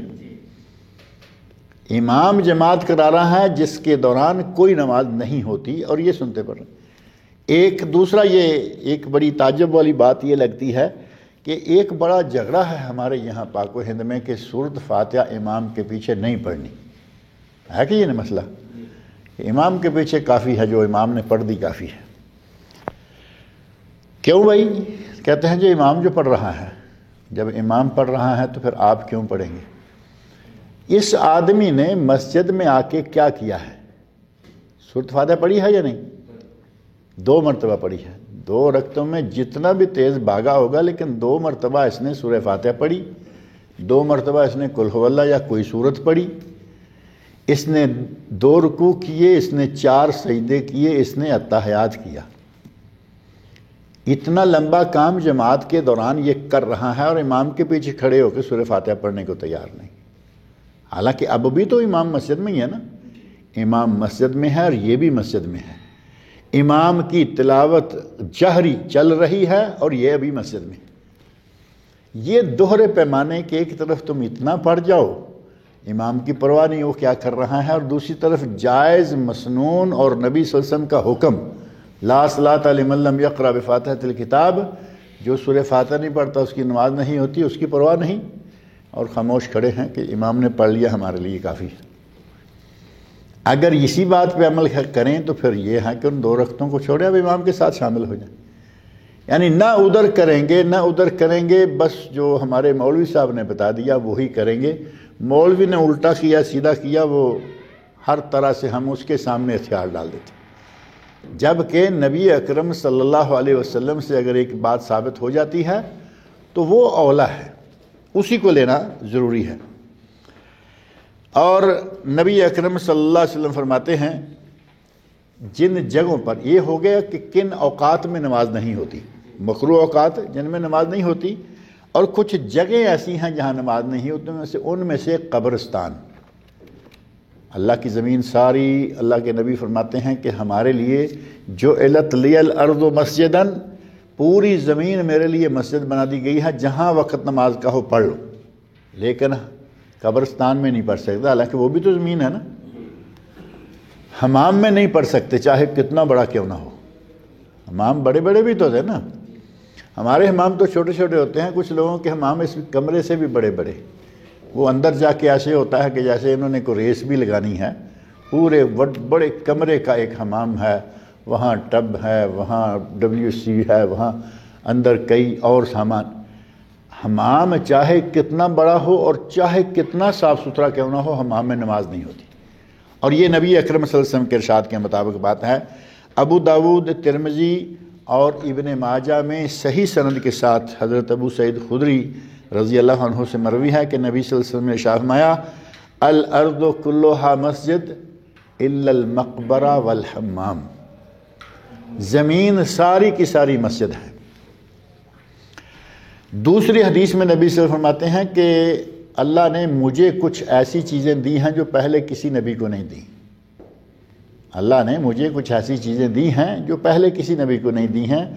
اوتیت خمسا لم یؤتہن نبی قبلی، مجھے 5 چیزیں اللہ نے وہ دی ہیں مجھ سے پہلے کسی نبی کو نہیں دی، ان میں سے ایک یہ بھی ہے جو علت لی الارض مسجدن، پہلے نبی اپنے عبادت گاہ کی تلاش میں رہتے تھے کہ اپنی عبادت گاہ میں آئیں اور اپنی جو عبادت ہے وہ کریں، فرمایا میرے لیے ساری زمین مسجد بنا دی گئی ہے، جہاں نماز کا وقت ہو اللہ اکبر نماز شروع کر۔ اور اس کا بہترین منظر آپ چلتے پھرتے کبھی نہ کبھی دیکھتے ہوں گے، آپ گاڑی میں جا رہے ہیں، سائیڈ میں ریت میں بدو نماز پڑھ رہے، مسجد تو آئے گی جب آئے گی جہاں وہ سمجھتے ہیں کہ نماز کا وقت ہوا، وضو کیا، نماز پڑھ۔ ہمارے لوگ تو ایسی جگہ پہ نماز پڑھنا پسند نہیں کرتے کیونکہ ہمیں ہوتا ہے کہ ریت لگ جائے گی اور فلاں لگ جائے گا۔ بدو لوگ چونکہ ریت کے رہنے والے ہیں تو بہت اچھا لگتا ہے کہ 5 4 10 لوگ ہیں، باقاعدہ جماعت کرا کے وہ سڑک کے کنارے تھوڑا ہٹ کے صاف جگہ دیکھ کر وہاں نماز پڑھ رہے تھے۔ تو نبی صلی اللہ علیہ وسلم فرمایا کہ ساری زمین مسجد ہے سوائے حمام کے اور قبرستان کے۔ قبر پر یا اس کی طرف منہ کر کے نماز پڑھنا منع ہے، قبر پر یا قبر کی طرف منہ کر کے نماز پڑھنا منع ہے۔ صحیح مسلم اور سنن نسائی میں حضرت ابو مرثد غنوی رضی اللہ عنہ صحابی ہیں، وہ کہتے ہیں کہ نبی صلی اللہ علیہ وسلم نے ارشاد فرمایا لا تصلوا الی القبور، قبروں کی طرف منہ کر کے نماز نہ پڑھو، ولا تجلسوا علیہا، اور نہ مجاور بن کر قبر پر بیٹھو۔ اب نبی صلی اللہ علیہ وسلم نے کتنی سختی سے اور کتنے صاف ستھرے الفاظ میں فرمایا کہ قبر پر مجاور بن کے نہ بیٹھو۔ مجاور بن کے لوگ بیٹھے ہوئے ہیں یا نہیں؟ پاکستان بھرا مجاوروں سے، ہندوستان بھرا مجاوروں سے۔ سعید بھائی بنگلہ دیش میں بھی پیروں کے ڈیرے ہوتے ہیں نہیں، لوگ بیٹھے ہوئے ہیں ڈیرے لگا کے ڈیروں پر، ان کی روزی روٹی بھی وہیں سے چل رہی ہے۔ اللہ کے نبی نے منع فرمایا، ہمارے وہ کاروبار بنے ہوئے ہیں۔ اور آج جتنا چمکدار اور جتنا اعلیٰ پیمانے پر مزاروں کا کاروبار چل رہا ہے اتنا دوسرا کوئی کاروبار نہیں۔ مزاروں کے کاروبار کے آپ کے شاید علم میں ہوگا باقاعدہ ٹھیکے لیے دیے جاتے ہیں۔ جو مزار کا اصل متولی شمار ہوتا ہے نا، بڑے پیر صاحب جو مزار والے ہوتے ہیں، ان کا جو بیٹا ہے، پوتا ہے، جو زندہ ہے، صاحبزادہ عموماً کہتے ہیں، صاحبزادہ باقاعدہ دوسرے لوگوں کو ٹھیکہ دیتے ہیں، یہ مزار پہ جتنی بکریاں، جتنی بھیڑیں، گائیاں، جتنی مرغیاں، جو کچھ آئے گا، جتنے یہاں لوگ پیسے پھینک کے جائیں گے، وہ سارے تمہارے، ہمیں سال میں کیا دو گے؟ باقاعدہ کانٹریکٹ اور ٹھیکہ۔ مثلاً 5 لاکھ کا ٹھیکہ ہو گیا، پیر صاحب نے 5 لاکھ ہر سال اپنی جیب میں ڈال لینا ہے، اور 5 لاکھ آتا ہے نہیں آتا ہے، 10 آتا ہے وہ ٹھیکیدار کا۔ آج اتنا بڑا کاروبار بنا ہوا، اور نبی اکرم صلی اللہ علیہ وسلم فرماتے ہیں کہ قبر پر مسلم شریف کی صحیح سند والی حدیث اور نسائی میں موجود ہے، لا تصلوا الی القبور، قبروں کی طرف منہ کر کے نمازیں نہ پڑھو، ولا تجلسوا علیہا، اور نہ ہی قبروں پر مجاور بن کے بیٹھو۔ یہ دونوں کام جو ہیں وہ مسلمانوں کے لیے جائز نہیں ہیں۔ ہمارے یہاں قبروں پہ مجاور بن کے بھی بیٹھے ہوئے ہیں اور قبروں کی طرف منہ کر کے نمازیں بھی پڑھ رہے ہیں، جبکہ قبر کے پاس نماز پڑھنا منع ہے، اور جس مسجد میں قبر ہو اس میں نماز پڑھنا منع ہے۔ مسجد قبرستان میں ہے یا مسجد میں قبر ہے، دو شکلیں ہیں۔ اگر مسجد قبرستان اندر قبرستان کے نہیں ہوگی، ساتھ جوڑ کے تو ہوگی نا، وہ قبرستان کی مسجد شمار ہوگی، کیونکہ وہ اسی کے لیے بنائی گئی کہ ادھر بھی چکر لگا کے آ جاؤ اور ہمارے پاس بھی اپنا نذرانہ وغیرہ ڈال کے جاؤ۔ ایسی مسجد میں نماز نہیں ہوتی۔ اور اگر کسی مسجد میں قبر ہے تو اس میں نماز پڑھنا بھی جائز نہیں ہے۔ اور ہمارے پاک و ہند بنگلہ دیش، نیپال، برما، یہ سارا ایک ہی ملک تھا اور ایک ہی سارا حالات بھی ایک جیسے ہی ہیں۔ ان تمام ملکوں میں بہت ساری مسجدوں میں قبریں ہیں۔ ہے کوئی اتفاق آپ میں سے کسی کو دیکھنے کا؟ مسجدوں میں قبریں ہیں، اور وہ بڑے تبرک، بڑے اعزاز، بلکہ کئی لوگ ایسے ہیں کہ وہ باقاعدہ اپنی زندگی میں قبر تیار کر کے بیٹھے ہوتے ہیں کہ میری میت کو یہاں دفن کرنا ہے۔ اپنی تو جیسی کیسی ہوگی سارے لوگوں کی ہمیشہ کے لیے نماز قضا کرنے کا ذریعہ کر کے چلے جاتے ہیں، کیونکہ نبی صلی اللہ علیہ وسلم نے قبرستانوں والی مسجدوں میں اور قبروں میں پائے جانے مسجدوں میں جن میں قبریں پائی جاتی ہیں، ان سب میں نماز پڑھنے سے منع کیا ہے۔ اور ہمارے یہاں یہ سلسلہ جو ہے وہ بہت عام چلتا ہے۔ علامہ البانی رحمۃ اللہ علیہ بہت بڑے محدث گزرے ہیں، انہوں نے باقاعدہ ایک کتاب لکھی ہے، تحذیر الساجد عن اتخاذ القبور المساجد، یعنی قبروں کو جا نماز نہ بناؤ، قبرستان میں مسجدیں نہ بناؤ، مسجدوں میں قبریں نہ بناؤ، اور اپنی نمازیں برباد نہ کرو۔ باقاعدہ ان کی کتاب ہے اور بڑی تفصیل کے ساتھ انہوں نے یہ باتیں ذکر کی ہیں۔ صحیح بخاری، مسلم اور مسند امام احمد میں حضرت ابو ہریرہ رضی اللہ عنہ بیان فرماتے ہیں، قاتل اللہ الیہود والنصارى، اللہ یہودیوں اور عیسائیوں کو غارت کرے، اتخذوا قبور انبیائہم مساجد، انہوں نے اپنے نبیوں کی قبروں کو سجدہ گاہ بنا لیا، مسجدیں بنا لیا۔ یہ کام اصل میں یہود و نصارہ کا ہے جو مسلمانوں میں آ گیا ہے۔ اب یہ نبی اکرم صلی اللہ علیہ وسلم صاف الفاظ میں صحیح بخاری اور صحیح مسلم میں متفق علیہ حدیث، آپ فرما رہے ہیں قاتل اللہ الیہود والنصارى، اللہ یہودیوں عیسائیوں کو غارت کرے، قتل کرے، اتخذوا قبور انبیائہم المساجد، انہوں نے اپنے نبیوں کی قبروں کو مساجد بنا لیا۔ اور آج مسلمانوں نے بھی بنایا ہوا ہے، انہوں نے یہود و نصارہ نے بنایا تھا، مسلمان بھی بنائے بیٹھے ہوئے ہیں۔ اور حضرت ابو ہریرہ رضی اللہ عنہ کی حدیث سے ملتی جلتی ہی ایک حدیث صحیح بخاری اور مسلم میں ام المومنین حضرت عائشہ صدیقہ رضی اللہ عنہ سے بھی مروی ہے کہ نبی صلی اللہ علیہ وسلم نے مرض الموت میں، وہ مرض جس کے بعد پھر آپ دوبارہ اٹھے نہیں بلکہ وفات پا گئے۔ اب یہ الگ مسئلہ ہے کہ نبی صلی اللہ علیہ وسلم نے وفات پائی یا نہیں پائی، ہمارے تو یہ بھی مسئلہ ہے نا پاکستان انڈیا میں، کہتے ہیں نبی صلی اللہ علیہ وسلم زندہ ہیں، ہر جگہ پر زندہ، وہی نا، آپ زندہ ہیں پھر ہر جگہ موجود بھی ہیں۔ لیکن یہاں چونکہ صحابہ کرام کا جو اپنا نظریہ تھا اور مسلمانوں کا اہل سنت، صحیح اہل سنت کا جو ہمیشہ نظریہ رہا ہے، وہ یہ ہے کہ نبی صلی اللہ علیہ وسلم اس دنیا سے تشریف لے گئے ہیں، اگلی زندگی میں آپ زندہ ہیں، برزخ میں زندہ ہے، اس دنیا میں نہیں۔ اگر دنیا میں زندہ ہوتے تو بیویاں بیوہ نہ ہوتی، دنیا میں زندہ ہوتے حضرت عائشہ، حضرت فاطمہ رضی اللہ عنہما، دونوں نے جو آپ کی مرض پر کچھ الفاظ کہے ہیں وہ نہ کہے ہوتے۔ آپ زندہ ہوتے تو حضرت عمر فاروق رضی اللہ عنہ جو تلوار لے کے کھڑے ہو گئے تھے، جس نے کہا فوت ہو گئے ہیں سر قلم کر دوں گا، ابو بکر صدیق رضی اللہ عنہ آئے، قرآن پاک کی آیت پڑھی، وما محمد الا رسول قد خلت من قبلہ الرسل افإن مات او قتل انقلبتم علی اعقابکم۔ محمد صلی اللہ علیہ وسلم ایک رسول ہی تو تھے، آپ سے پہلے کتنے رسول آئے اور گئے، فوت ہوتے رہے، اگر آپ فوت ہو جائیں یا شہید کر دیے جائیں تو کیا تم اسلام چھوڑ دو گے؟ حضرت عمر فاروق رضی اللہ عنہ فرماتے ہیں کہ مجھے یوں لگا کہ جیسے یہ آیت آج اتری ہے، میں نے پہلے کبھی اس آیت پہ اتنا غور ہی نہیں کیا کہ یہ تو سیدھی سیدھی نبی صلی اللہ علیہ وسلم کی وفات کا پتہ دے رہی ہے، مجھے یوں لگا جیسے آج ہی آیت اتر رہی ہے۔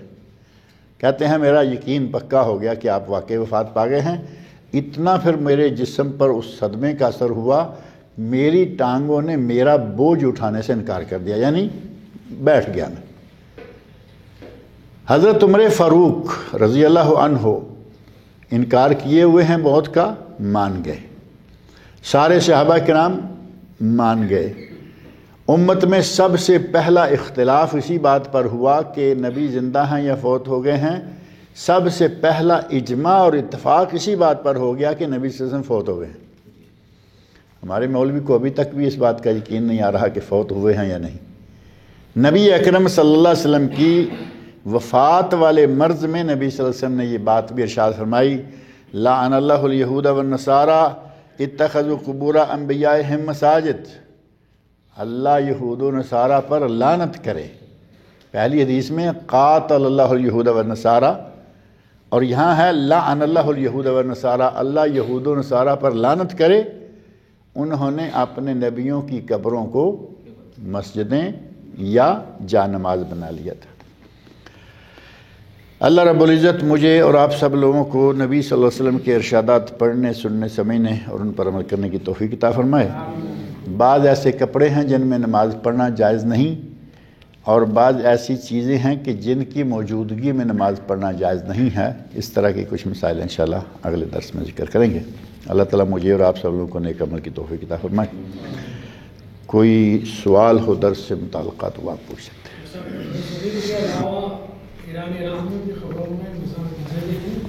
کیا چیز؟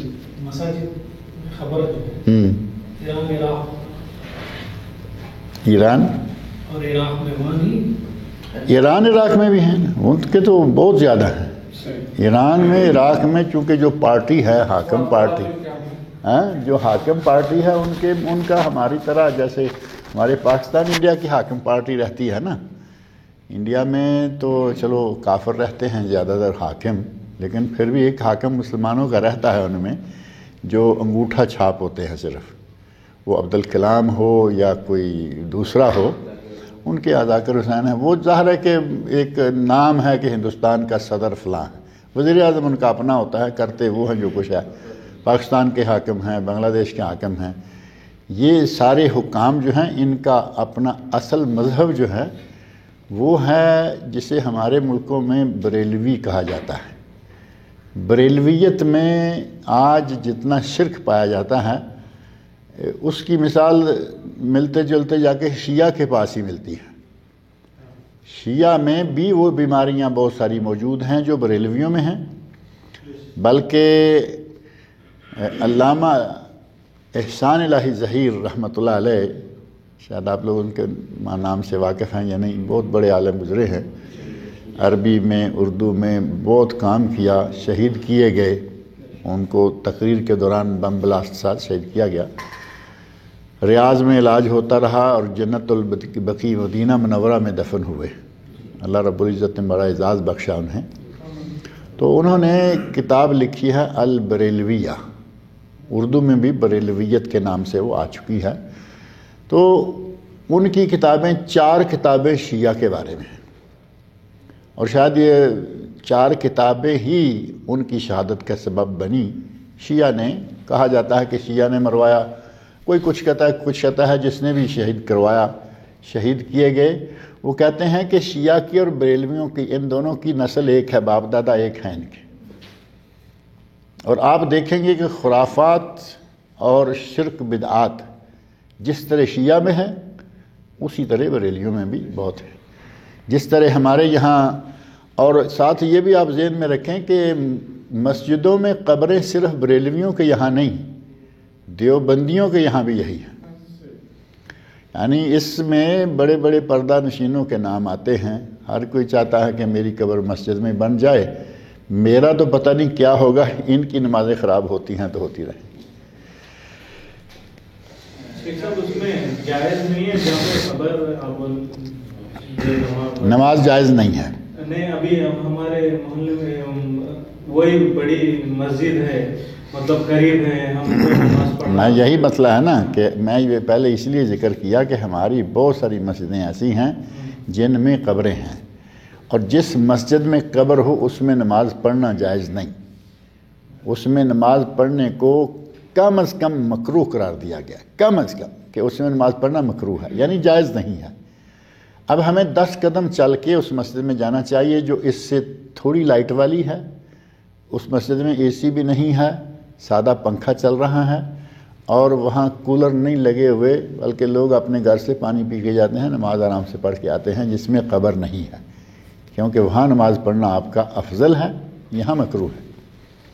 تھوڑے قدم چل کے جا کے نماز، یہ لیتے ہیں کہ وہ قبر جو ہم نے بنائی ہے وہ ایک صاحب کا حجرہ ہے، حجرہ ہے تو حجرے کی نسبت ہے کہ تو حجرے میں دفن ہونا صرف نبیوں کی سنت ہے۔ آج یہ نبی تو نہیں نہ بن جائیں گے، نبی صلی اللہ علیہ وسلم کا ارشاد ہے کہ کوئی نبی بھی جہاں فوت ہوتا ہے اسے وہیں دفن کیا جاتا ہے۔ آپ اپنے حجرے میں فوت ہوئے، اپنے حجرے میں دفن ہوئے، یہ مولوی کون ہوتا ہے اپنے حجرے میں دفن ہونے والا؟ اس کے لیے تو قبرستان ہے، جیسے وہ ہے ویسے ہم سارے ہیں، قبرستان میں دفن ہو، اپنی مسجد میں، اپنے حجرے میں، اپنے ٹھکانے میں۔ یہ دفن ہونے کا، اس طرح کی وصیت کرنے کا قطعاً انہیں کوئی حق نہیں پہنچتا، یہ نبی صلی اللہ علیہ وسلم کی اپنی خاصیت تھی۔ گاؤں میں مسجد پرانی تھی اور باہر ایک قبر تھی، تو اب مسجد بڑی ہوگی اور وہ قبر اندر آ گئی اور قبر کا نشان بھی مٹا دیا، اوپر صحن بن گیا ہے، بس ٹھیک ہو گیا، اگر نشان وغیرہ مٹ گیا ہے تو اب وہ قبر اس کے اندر کوئی پتہ نہیں، مطلب اب نشان ختم ہے نا، نشان مٹ گیا۔ کوئی بات نہیں انشاءاللہ، کیونکہ قبر کا نشان رہے تو پھر تو وہ قبر شمار ہوگی، نیچے تو ہمیں نہیں معلوم نا کہاں کہاں قبریں ہیں، کہاں کہاں لوگ دفن ہوئے ہیں، ہمیں تو ظاہر کا حکم ہے۔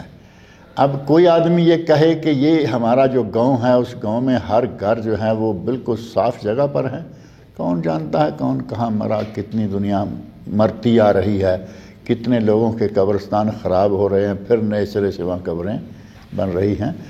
ہمارے سامنے اگر نہیں ہے تو کوئی حرج نہیں۔ شہید بھائی، میں مولوی صاحب سے سنا قبر کا اندر انسان ہے نا جانور بھی؟ آپ نے مولوی صاحب سے صحیح سنا ہے، کچھ قبروں میں ایسے واقعات بھی ہیں کہ کہتے ہیں کوچوان اپنا ظاہر گھوڑا ٹانگا چلاتے ہیں، تو اس کی روزی روٹی کا دھندا تھا، اور جس سے لوگ روزی کماتے ہیں پھر اس کا پیار ہوتا ہے، تعلق ہوتا ہے۔ کوچوان کا گھوڑا مر گیا، اس نے کہا کہ میں اب اس کو مرے ہوئے کو یہاں پھینکوں اور میرے سامنے کوے، گدھیں اور کتا بلا اس کو کھا جایا، مجھے برداشت نہیں۔ اس نے مٹی نکالی، اس کے اندر باقاعدہ اس کو دفن کیا۔ اب جتنی جگہ میں گھوڑا آیا ہے اتنی مٹی زمین سے باہر آئے گی یا نہیں؟ قبر کی شکل بن گئی، اور گھوڑے شاہ کے نام سے مزار موجود ہے، گھوڑے شاہ۔ وہ مزار اپنا، وہ جیسے میں نے پہلے ذکر کیا کمائی کے ذریعے، آج کل مزار بہت بڑی کمائی کے ذریعے میں نے گھوڑے کی بھی عبادت ہو رہی ہے۔ یہ دشمنوں کا گھوڑا مر گیا تھا، انہوں نے وہ دفنایا سامنے، انہوں نے پتہ نہیں کوئی اور جو دفنایا ہے وہ چڑھا رہے ہیں، چادریں بھی چڑھا رہے ہیں، اللہ ان کے یہاں بھی ہے اور ان کے یہاں بھی ہے۔ میں نے وہ علامہ ظہیر رحمۃ اللہ علیہ بات صحیح ہوئی نا، ایک گھوڑا بریلویوں کا اور ایک گھوڑا شیعہ کا، دونوں کا ایک ایک گھوڑا معروف۔ اللہ تعالیٰ مجھے آپ سب لوگوں کو نیک عمل کی توفیق عطا فرمائے۔ فرمائیے۔ جمعے کی نماز ممنوع اوقات میں بھی پڑھی جا سکتی ہے؟ جمعے کی نماز نہیں، جمعے کے دن آپ اندر ہیں تو جو زوال کا وقت شمار ہوتا ہے جمعے کے دن، چونکہ اذان سے پہلے آدمی مسجد میں آ گیا وہ پڑھتا رہے، اسے کوئی منع نہیں ہے۔ اور حرم کے اندر ممنوع اوقات میں یہ دو جگہیں جو ہیں ان میں ممنوع اوقات سمجھے کہ شمار نہیں ہوتے، حرم میں اور جمعہ کے دن، یہ 2 دنوں میں، اور جمعہ کے دن ممنوع وقت صرف جو ظہر کا ہے اس وقت، شام کو پھر وہی ہوگا، فجر کو بھی وہی ہوگا۔ جمعہ کے دن ظہر اور حرم شریف میں 24 گھنٹے نفل پڑھے جا سکتے ہیں۔ بلکہ نبی صلی اللہ علیہ وسلم نے ارشاد فرمایا کہ اے بنی ہاشم فرمایا یا کیا نام لے کے فرمایا کہ لوگوں کو یہاں طواف کرنے اور نماز پڑھنے سے کسی وقت نہ روکو۔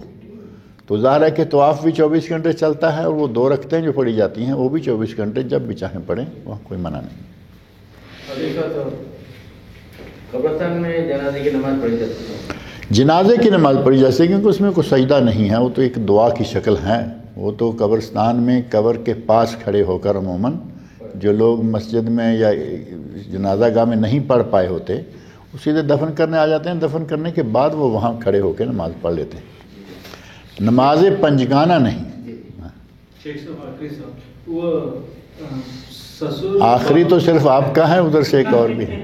سسر اور بہو کے درمیان اور دیور اور بھابھی کے درمیان پردہ ہے کہ ان دونوں میں سے سسر اور بہو کا پردہ نہیں ہے، کیونکہ سسر باپ ہیں اور بہو بیٹی ہے، یہ محرم ہیں ایک دوسرے کے۔ اگر ان میں برائی یا عیب آئے تو وہ حرام ہے، وہ تو کسی کے ساتھ بھی آئے حرام ہے، یہ ڈبل حرام ہے کیونکہ یہ اس کا محرم ہو چکا ہے اور بیٹی کے درجہ میں بہو ہے۔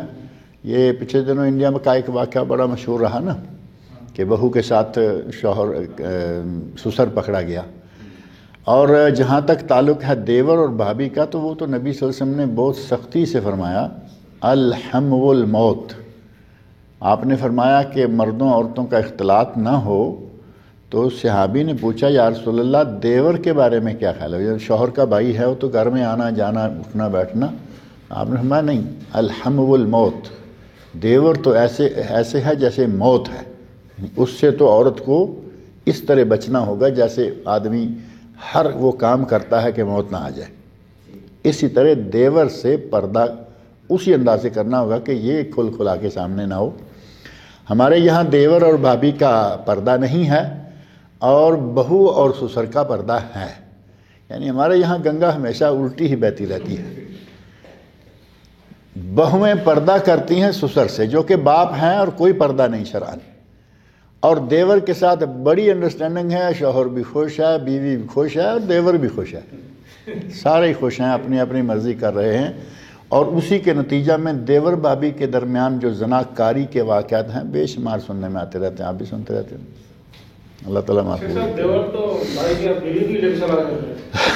وہ تو میں نے یہ نہیں کہا لے کے چلا جاتا ہے، میں نے تو صرف اتنا ہی کہا ہے کہ ان کے درمیان گناہ کے واقعات بہت ملتے ہیں۔ اللہ تعالیٰ رحم فرمائے۔ ہاں جی عمران صاحب،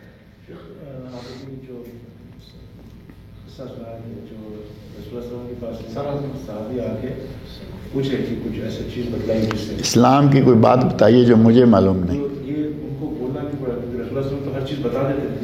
نہیں، جو باہر سے آئے ہیں ان کو نہیں معلوم نا، وہ آیا نجد سے، وہاں پہ بتا رہے ہیں جہاں آپ موجود ہیں وہاں لوگوں کو بتا رہے ہیں۔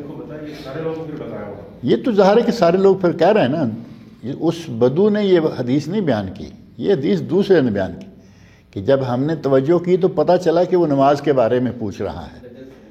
وہ نجدی تھا، نجد سے گیا ہے ریاض اور اس علاقے سے کہیں سے مدینہ منورہ میں، تو نبی صلی اللہ علیہ وسلم اپنے لوگوں کو بلا پوچھے بتاتے رہتے تھے۔ ایک آدمی دور سے آتا ہے، اسے نہیں معلوم، وہ پوچھ لیتا ہے، تو آپ پھر پوچھنے پر بھی بتا دیتے تھے۔